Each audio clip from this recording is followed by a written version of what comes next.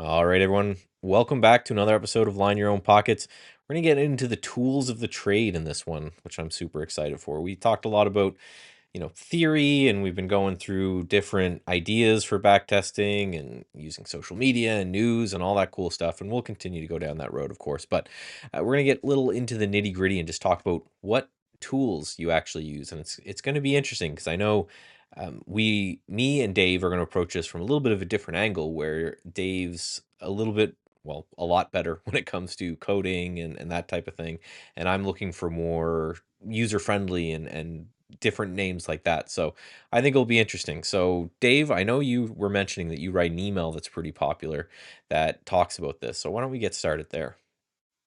Yeah, so I have a free email backtesting course. So, it's a backtesting course where all is free and it comes over email, and there's several emails that come out once a day.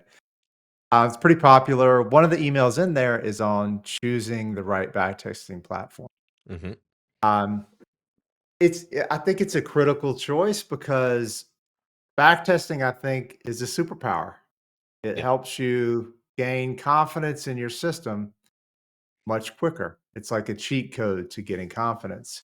And the better you are at it, the better you'll be as a trader. And that lasts forever. I mean, this is a skill that you'll develop over the course of your entire trading career. So it's important to make the right choices when I think this is probably the most important tool that you use in your arsenal. Yeah, especially if you're planning on automating it, right? It's all that matters. It's you have to develop a system that tests well and that you're making sure is tested robustly and there's no funny business going on in the back test.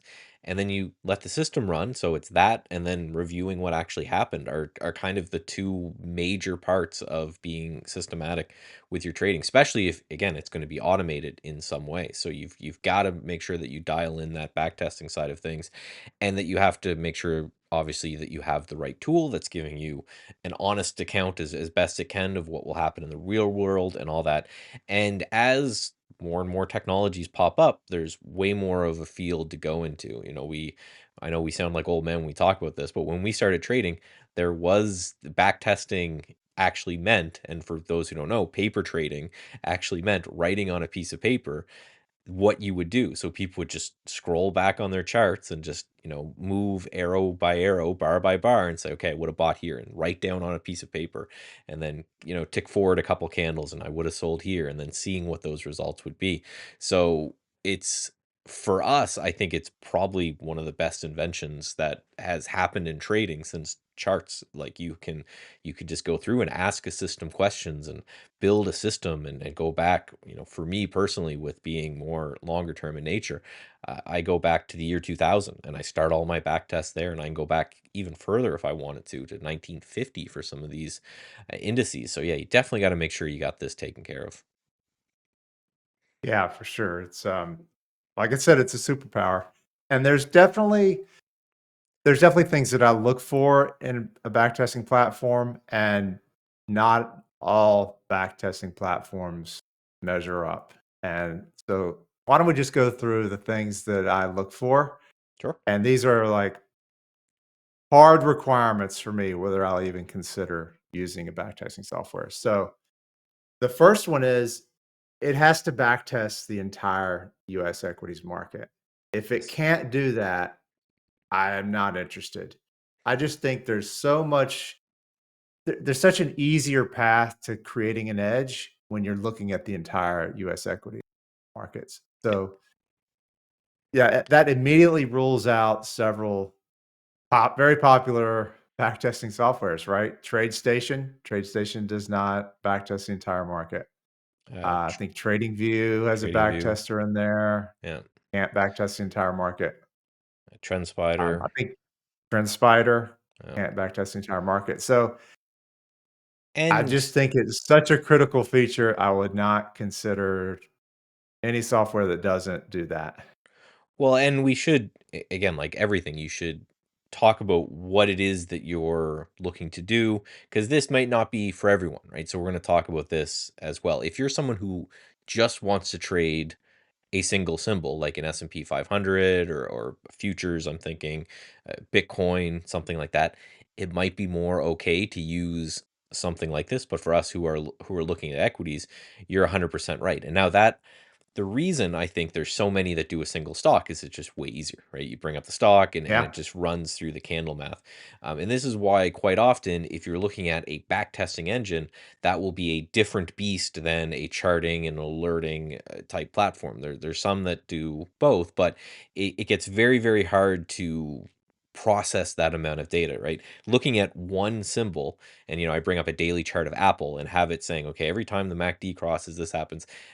Again, as someone who doesn't code, I know that'd be fairly simple to do. I could do that in an Excel spreadsheet, right? With one data set and one symbol. It gets very, very hard, and it gets more complicated when it comes to things like buying power. Like, in which order do the trades come through if you're testing the entire market, on which ones that you have to make sure that you have all of those things. And again, that's why I think a lot of these we'll talk about when it comes to actual backtesting engines, they have to have that data in some other fashion, because that's the hardest part, right? You're talking, 6,000 ish, 10,000 roughly symbols that are existing and trading every day with any kind of liquidity.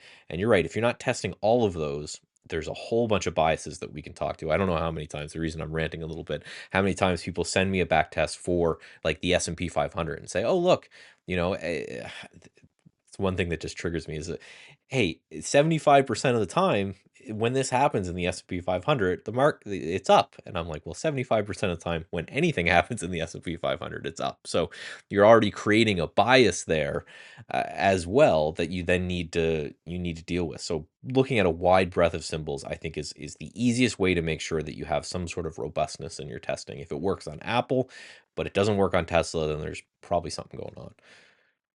Yeah, I like what you said about it's easy to look at a single stock chart, and that's one of the side of the kind of the core of this whole issue. Yeah. It's really easy. I mean, just think how many people look at the chart of the S&P 500. I mean, probably every trader in the world, Hmm. and even every investor in the world probably looks at that chart on a somewhat regular basis and thinks about, oh, maybe there's a strategy I can trade with it. So that's a lot of eyeballs. That's a lot of competition. That's going to be a very efficient market, which is difficult to trade.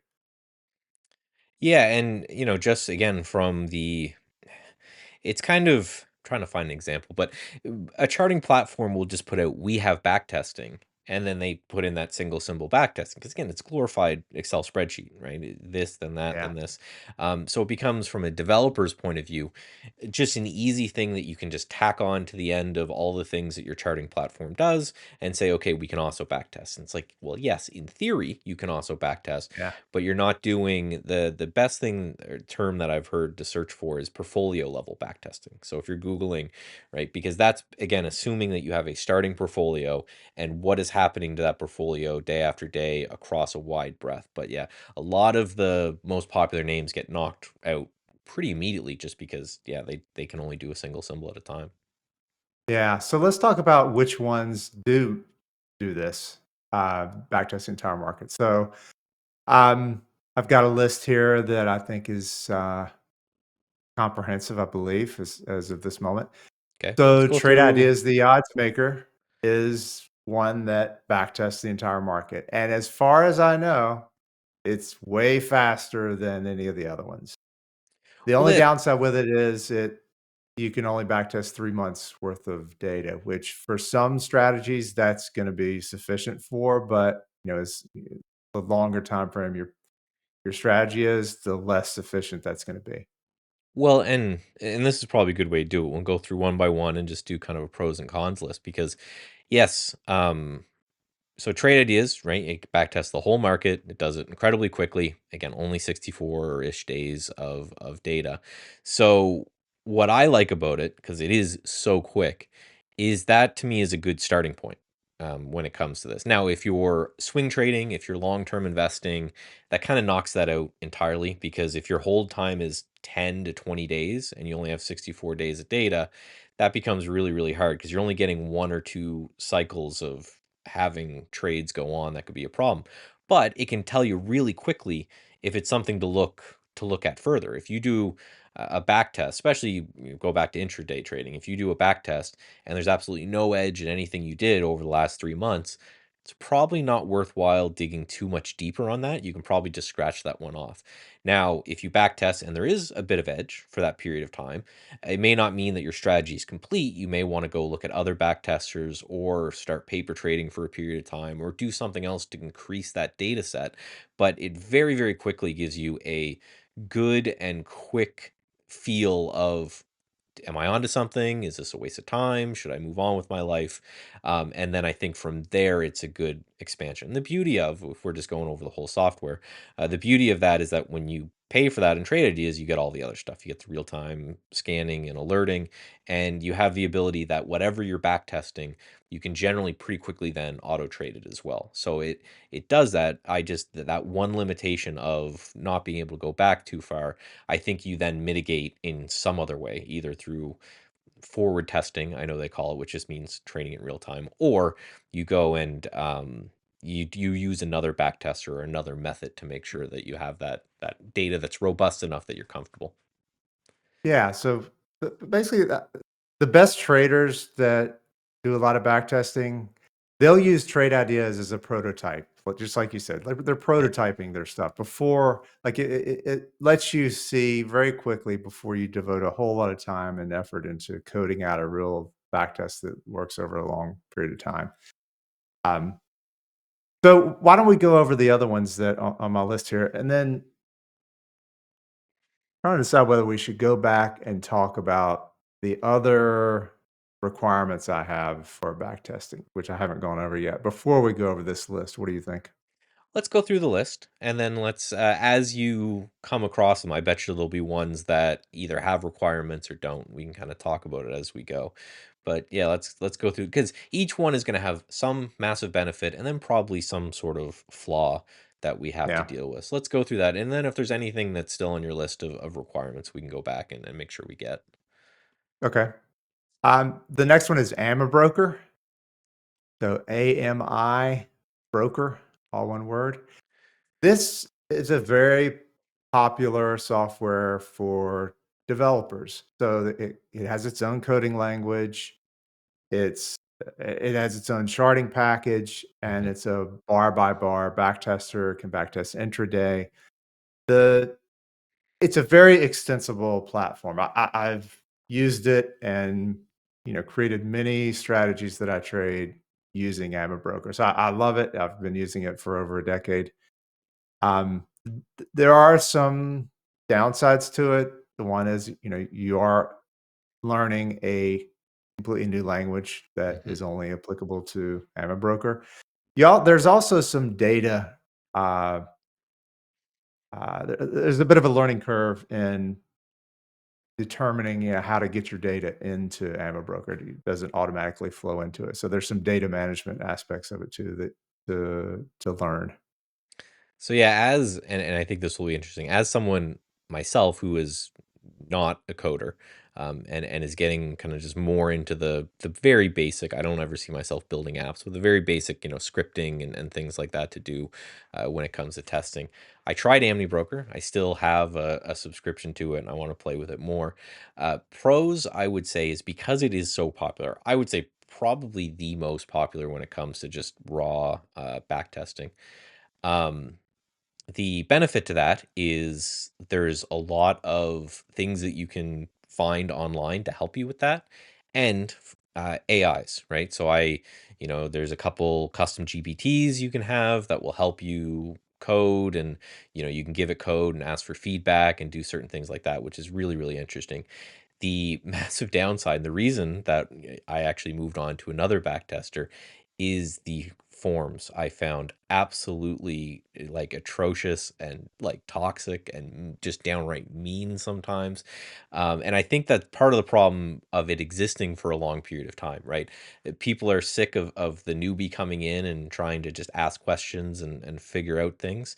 But as that newbie who was trying to do that, it just wouldn't work. And I found even the CEO and the owner just fighting with people in their forums. So there was a very big lack of community. So if you're someone who is very technically savvy, I would imagine AmiBroker can do a whole lot of things. Um, but yeah, I was just completely turned off as a learner, so I ended up moving on to another software, which I'm sure we'll talk about near to the end. But yeah, it was gross. It was mean. I didn't like it. Didn't give me good Yeah. vibes. You're not alone. Yeah, I've interacted with Tomas a good bit, and yeah, he can be. He doesn't hold back. Yeah. He's not. He's not holding anybody's hands, and it is interesting. I mean, that's one way to do support. It's not a way that I would choose to do it. And I wonder. I mean, I've thought many times as harsh and terse as he is in those forums, I wonder if he'd had a different approach, if the software would be even more popular. I've heard what what you just described. I've heard from many traders. Many traders say the same thing. Kind of odd. Yeah, and again, it would be different, I think, if someone was just more savvy in those things, like someone that you are who has the ability to look at something that would be completely foreign from a code point of view, but you have all this backing on how to approach these problems and how to solve these problems and how to do this, that, and the other thing.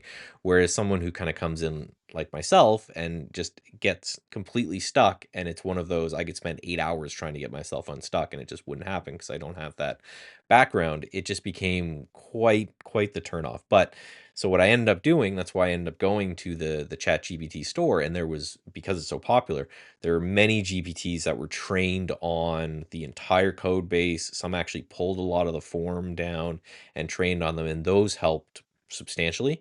So, and it was much nicer while it was helping. So these are things that can definitely help. If you're someone like me who has I have a lot of knowledge in trading. I've been doing it for a very long time. I don't have any knowledge when it comes to coding. Like I'm really good at Excel and basic visualizations of data. But so when I approach these things, it's okay. I need to be sure that it's something that I'm going to use for a long time, because the amount of time it's going to take me to really get proficient at it is going to be way longer than maybe someone else who's just having more of an issue when it comes to those things. Yeah, and the ability to code. Um, in this period in history, it's never been easier to start coding because of ChatGPT. So, Yeah. I have some of the traders that I work with. 2 years ago, I would not have recommended that they use AmiBroker for their back testing, Hmm. but today I totally do recommend, depending on their skills, AmiBroker, and it's worked out really well for a couple people in particular. One is, going full time with their trading, and they have used AmiBroker, but it's not somebody that I would have recommended 2 years ago. So it's really an exciting time for sure. Yeah, I know some people are very anti the AI, some people are very pro. I am very pro because, again, for me, it was one of those, and I know we've had chats probably 2 years ago of me talking to Dave and saying, okay, I need to learn to get better at my analysis job, which I do for CMT and things like that, and analyzing market, and to get better in my own trading. I need to learn to code. So I was talking to Dave about what kind of languages and everything to learn, and then the AI came out, and is completely gone for me, because I just see a world where I don't need to really learn Python or even the Amni broker code too extensively. I need to know enough to make sure that the AI is not doing anything funny, but there's much more of a guided thing. And then as I'm scripting and as I'm building these things, if I have a block, I can just copy it and I can paste it in there, and I can say, hey, what's wrong with my code? Give me, 5 suggestions or something. And that usually helps. So it is like, if it's something you're trying to get into, it is like having your own teacher or tutor or something that will help kind of nudge you in the right direction as you learn, and kind of get you around a lot of the funny business for us laymen's. Yeah, and even, it's great for beginners, but even for experts that have been doing this a long time, it's incredibly helpful. I mean, so I just ported one of my trading applications to DOS. So Hmm. um, I've got a robot that trades through DOS from a Trade Ideas alert window. So um, I used ChatGPT as part of that project, and so it's a pretty big, extensive project, and one that, like, really the first one I've embarked on since ChatGPT was widely available. It's it probably saved me 60% of the time that it would have taken me without it. It's really, I mean, that's not earth-shattering, but that is significant, Yeah. right? That is, and I think the developers that really learn how to work with it and use it are gonna be the ones that do really well. Um, if you're a developer and you're not using it in your workflow, or you find yourself complaining about nits and gnats about what it does or doesn't do, and are finding ways not to use it, you're gonna be left behind. I uh I know we're going on a tangent, but I think it's a good one, so we'll keep going. But I remember I showed it to my dad, right? And my dad actually owned an accounting firm, and he was always bragging because they were the first accounting firm ever to get a computer. That's how far back we're going, right? Everything was done on paper. He was the first one to get like the old school like Commodore 64 things that just cost an arm and a leg back then. And I remember showing him this because he's still using Excel and and all of the things you can do. And he's like, this reminded me of when they invented Excel. And, because I talked about all my existential fears of I'm going to be completely replaced and there's not going to be any jobs left. And, what's my son going to do and all this. And he said, no, no, no. He said, Excel didn't replace accountants. Excel, there's more accountants than there's ever been in the world. He said Excel replaced accountants that didn't learn Excel. And that kind of was an aha moment where which exactly what you're saying, that Yeah, all of a sudden, it's not that there's way less accountants, it's that they're just way more efficient. So they're doing way more. So as opposed to a whole team of useless bookkeepers to change one number on an Excel thing now, it's that. And then when you went to go get a job, it wasn't, do you know how to, do a debit and credit ledger? It's how good were you at Excel and formulas and pivot tables and things like that. So yeah, I look at that as that next logical leap that yeah, if you're a coder, if you're really anyone, and you're not using this tool, then eventually will come a day where someone else is using that tool and they're just able to do 10 times what you're able to do. And, they'll end up replacing as well. So that's my optimistic view, I guess, of AI, is that it just makes us all really super efficient at things and there's always more things to do. yeah, I concur, and yeah, I'm sure we'll have other episodes where we'll bring up ChatGPTs. I'm Oh, sure this is not the last time we're gonna talk about it. absolutely. But Um, to just bring it back to AmiBroker. So again, that was my way around the biggest downside, which was the complexity and the lack of help and all of that. There was a whole bunch also of like Udemy, Coursera, like a lot of these kind of self-made courses, a lot on YouTube and all of that. So that's the beauty of being a very well-known and a very well-used platform, is there's a lot more other people who are teaching it. So you can go and find a teacher that you like. The Udemy course I took was, pennies. So you can go, and I think it's $10 for a whole like introduction course. So you can go and you can find a course you like, and I think that will certainly help you out and get you around this. But yes, it is very complex to use for me anyway. yeah. So let's go to the next one on my list here, and that's RealTest. So this is uh, I almost call it the anti-Ami broker, right? Um, we both know Marston Parker, the guy that created this. Hmm. Almost completely opposite of Tomas from AmiBroker, very friendly guy. Yeah.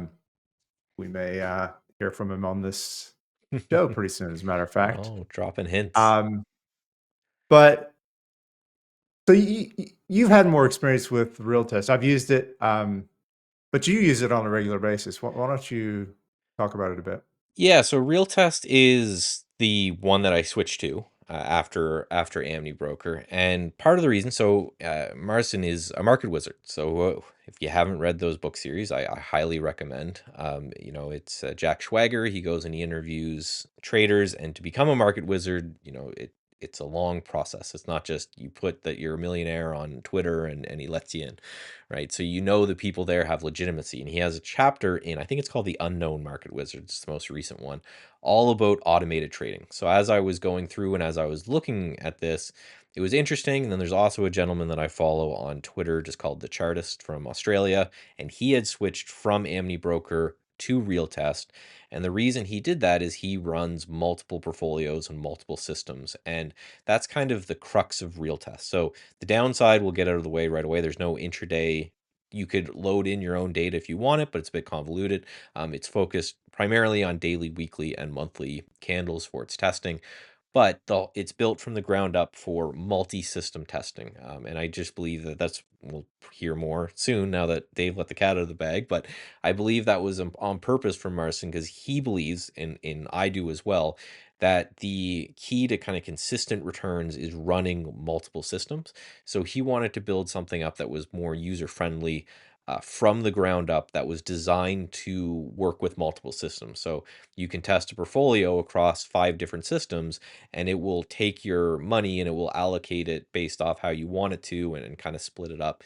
And that's from the ground up. So no, what I like about it is it's again the exact opposite of AmiBroker. It's more niche. It's smaller. It's definitely not nearly as popular. So I had to build and train my own GPT, which actually we'll put link in the show notes because I think I can just share that link and people can go, where I just fed it all the help docs and everything. So it's been a little bit more complicated like that. I found from a non-coder's point of view, just the scripting behind it way easier on how to import data and how to run tests, just way easier. And the forum has been super nice. You see like John Boilinger, the creator of Boilinger Bands, is in there. Larry Williams, who's done Williams are, and a lot of other indicators, they're in there as well. And yeah, it's just a lot more kind of welcoming community because I think it's a newer software. So everybody who's using it is a little bit newer. And that's been really helpful. But yeah, so those are the pros. Again, I think the anti-Amni broker is 100% the right way to describe it. Yeah, and real tests. I'd like to mention here the second requirement I have for any backtesting software, and Yeah. this is a big one that I think is not widely known and what not widely considered. And that's the ability to add your own custom columns that flow through to the trade's CSV file that you end up with when Yeah. you run a back test.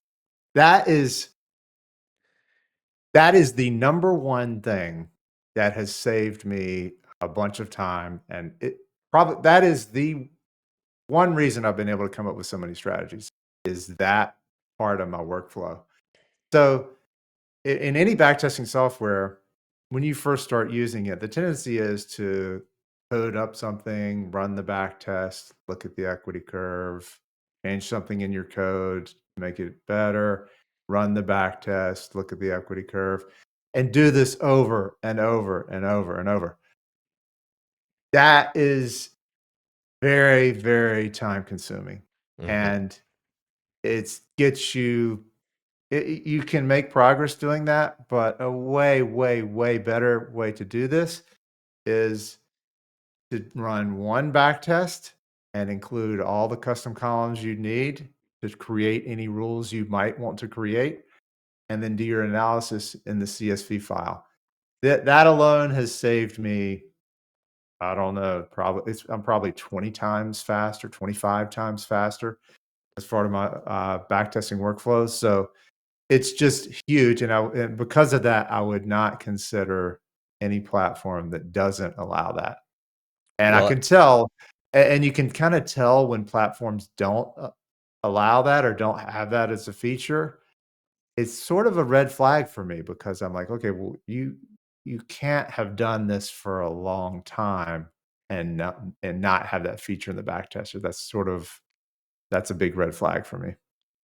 Well, and I've been talking about this a bit, and we can talk about it a bit more as well. Where I've been working to get a little bit more involved in intraday trading, and this is something that we've figured out ourselves when dealing with real tests. Is that I've been you can in real tests. I've been using just again the daily candles doesn't mean you can't do any intraday trading. The systems I'm working on for intraday trading all use daily candles anyway. And yeah, I didn't even know this until Dave was like, "Hey, can you try this?" And I went in, and I was able to take care of that as well. So anything that you can kind of think of, you can add as a column. So then give it to Dave, and he's doing all his wizardry over there with it. But it makes perfect sense, and not something that I really thought about too much. But you're right, even just from an Excel point of view, being able just to take, all of sort by all of your losing trades and just start charting out all of the different data points. Yeah, you may notice here's your losers, here's your winner, and this is what the MACD or whatever you decide to put in ends up outputting. And it makes a lot of sense that you don't really think about how important that is until you find somewhere that doesn't do it. So I know AmiBroker, you said, definitely does, and I know RealTest does. So the other ones, I'm not too sure. Well, I know TrendSpider and TradingView wouldn't, but they're disqualified already because they're single instrument. So any of the other ones on the list that can or cannot? Great ideas definitely does, and that this was and it did not used to, Yeah. but, when I was there, I made sure that was included because I just knew how important it was. So that's included. Um, so there's 2 other platforms I wanna mention, uh, that one is very popular, and that's Python, just a Python programming language.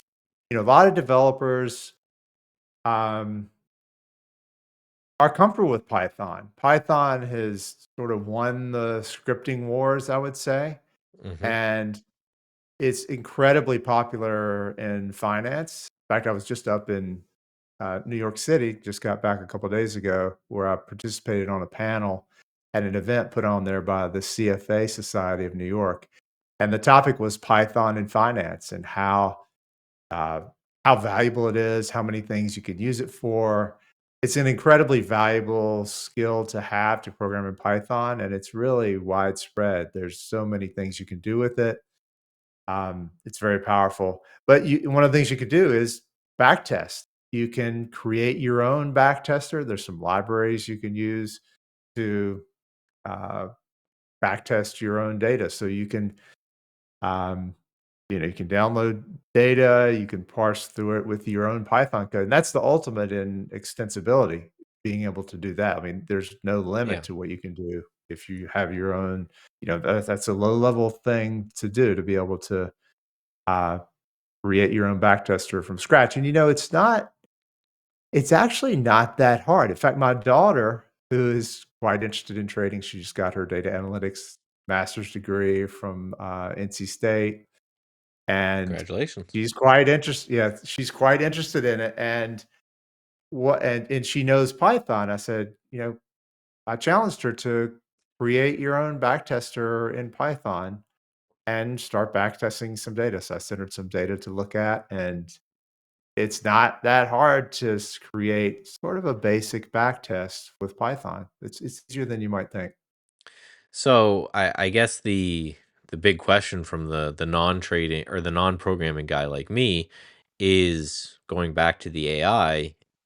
As someone who's just interested in learning more about it, and I would be interested in getting into something like that, I am sure the answer will be that because there is a lot of use for it, a lot of people using Python is, again, it's probably the most popular, if not one of the most popular on earth. Probably pretty good one to grab one of those AI assistants and help you along, check your code or write some code snippets for you or things like that.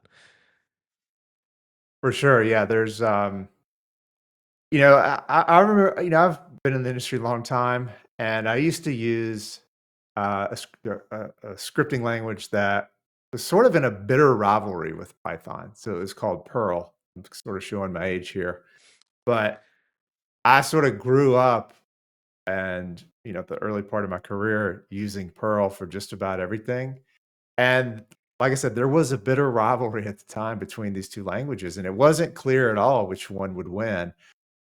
And eventually, Python just really took off because of I think because of a particular library called Pandas, which allows you to basically it's like an interface for data and CSV files that's just really easy to use and a lot of support for it. And then I would say probably 10 or 15 years ago, it really gained steam and more. APIs that you would see that would come out would have support for Python natively, and that was where but all the sample code is being used was they would always have some Python there. So it really became very popular, and the whole industry sort of rallied around it, I think. So that's interesting, and yeah, it's one of those. How deep into the guts do you want to go? I guess, right? So if we're talking about levels to things, uh, when it comes to complexity, something like trade ideas that's completely GUI user interface, it's going to be great, but you're going to be locked in a little bit of a box when it comes to the things you can do. And then Python would kind of be the exact opposite of that, where you have to get really, really technical and really, really into it, but you can do whatever it is that you can feasibly think of, and then be able to program to do. So kind of where you exist on that curve. So I would say it's going back to with RealTest and AmiBroker, they're on that curve as well, where RealTest is probably a little bit more simpler, but a little bit more locked, and then AmiBroker is a little bit more complex, a little bit more open. So that might be a good field for which people look through it as well, right? Is saying at what level of complexity do I want to get involved based off where you are. Now, I would say you should, and something that I want to do as well, eventually you should be able to move between them with some relative ease. You should be able to use multiple with some relative ease. And you probably want to always be going to the most complex and most free thing for some bit at some point. But look at yourself where you are now and where you're coming into trading from. If you're someone who has a whole lot of trading knowledge, but absolutely no programming or coding knowledge, like myself, you may take a different route than someone who's the complete opposite of that, who's maybe an engineer or a coder by trade, and you're just getting new to the markets. You may enter right this whole curve from a different area. But yeah, eventually I think the answer is you kind of want to move a little bit as well, like a little bit from everything, because again, there's pros and cons. So you may go to something like we talked about with trade ideas, do some prototype testing, and then you may go to an AmiBroker or a Python or something after that, because there's none of them that are perfect. Might make sense to kind of utilize a few of them. Yeah, I think you're totally right, and a lot of it does depend on your skill set. It's and your background, how technical you are, how comfortable you are in Excel, how much you like Excel. That's one of the questions I always ask people. I have this roadmap product that I offer people where I give you a custom roadmap of, how what you need to do now to improve and get better as a trader. And one of the things I ask in there is how much do you like Excel and what sort of technical skills do you have? So, and as part of that process, there's not one single answer that's going to be perfect for everybody. There's a Yeah. depending on your background and your where you are and what sort of strategies you're trading, your time frame. The best backtester for you is probably going to be different. I mean, I've got traders that I work with that are great at Python and are very comfortable with it, and that's what they use. Others that uh, actually have started using Python and have migrated to AmiBroker just because of uh, there's a lot of functions in AmiBroker that are specific to trading that you don't have to create. Um, they're just there ready for you. So it all depends on you and your background and your skill set. Yeah, so even I guess if you have the capabilities, it might just be sometimes you say, "Listen, I just want something that's got some built-in ease of use or ease of functionality," and then just kind of go from there. That makes absolutely perfect sense. That even if you have the ability to do something, you just might not want to. All right, Dave. Yeah. So does that So wrap up your list there? I've got I've got one other one I want to mention. So I mentioned the event in New York that I was on the panel for. I met the founder of QuantConnect, which is a software that it's actually you can use Python and it's an event-based backtesting software. How is that different? Well, it doesn't you can use bar by bar data, but you can also um, write code to handle events. which is more complicated. It's more powerful. Um, I'm pretty impressed with the platform. It's the one thing that it doesn't do that I told Jared is the guy that was on the panel that I talked to about it. It doesn't have the ability to add custom columns, which is very curious. I'm very surprised that it didn't. And I told him, explained why that's so important and uh, why it's such a missing hole Hmm. in the software there. And I think he's going to add it. So maybe by the time this gets released, he will have added that. But yeah, it's just such an important piece that uh, I can't use a backtester without that. But so hopefully you'll add that. That's another one to keep your eye on. Well, and that's also another, I think, large benefit to some backtesters over others that really can't be quantified, right? I mentioned how my experience with the CEO of AmiBroker, and you're saying that you were able to talk to the person who made QuantConnect and give them some suggestions about maybe add this, maybe remove this. So I think that's something as important as well as how flexible that person is and how flexible it is to kind of add or remove things from their technology, right? For sure, yeah, like, how long they've been around, how flexible they are, how pleasant it is dealing with support. I mean, you're right, that's, Yeah. you don't wanna have friction, and you wanna feel good about the software you're using, and, um, Yeah, yeah, and it's an important thing. it's where is your barriers and where does the software do the best to help with your barriers, right? Like I fully know my barrier is not, technical analysis or looking at the markets. My barriers, I don't really know how to code. So the thing that I will look for will be different for others. If you're someone who doesn't think you'll need much support, then that Amni broker barrier may not affect you, right? So yeah, definitely make sure you're diving in, you're going through that. QuantConnect is something that I played with a little bit, but then not knowing how to code, I just completely said no shot. But now with that was couple before ChatGPT, so now that it's there, that's something that when they get that feature that you're interested in, I may actually go back to because I did like a lot of the things that could be done with it. It did seem to help streamline a lot of that Python related approach. So I'll be someone interested, and maybe someone we'll talk to in the future. Yep, for sure. The point of this is choose something and get started. Right. That's the most important thing here because, like I said, to open this, back testing is a superpower for Mhm. traders, and there's no question about that. Well, and it also, for me, it goes to a lot of the problem that people have that they end up trading too much because they feel like they have to work more. And we talk about this a lot. How trading's not about working more; it's about you've got to build your system, then you got to go for a walk and, and let it work. And that's hard for a lot of people. A lot of people, I think, that get into trading, right? Because Type A, we want to work hard, we want to succeed. I think backtesting is a great outlet for that, right? Anything, A, you should do it for all the reasons we talked about at the beginning of this, that it's that superpower. But B, if you're someone you're like, well, I need more things to do, well, great, right? You've got all the work in the world that you can do. You got all this free runway. Let your systems work, leave those alone, and then work on refining or building new ones or testing ideas or whatever. And this is something that you can do at any time. If you're someone who has a job, you run your back tests during the weekend or overnight or whatever. But yeah, definitely grab something, get started. You won't know what it's missing, and you won't know maybe what you need until you get in there and you start playing, and then maybe you'll move on to something else. But yeah, definitely get in there and definitely get going. Yeah, I mean, this is really it's really a path to confidence. And like I've said many times, it's easy to trade with small size, but if you're going to trade with meaningful size, you need to be confident in what you're doing and think a lot about how do I get more confident over time with this? And backtesting is a way to do that.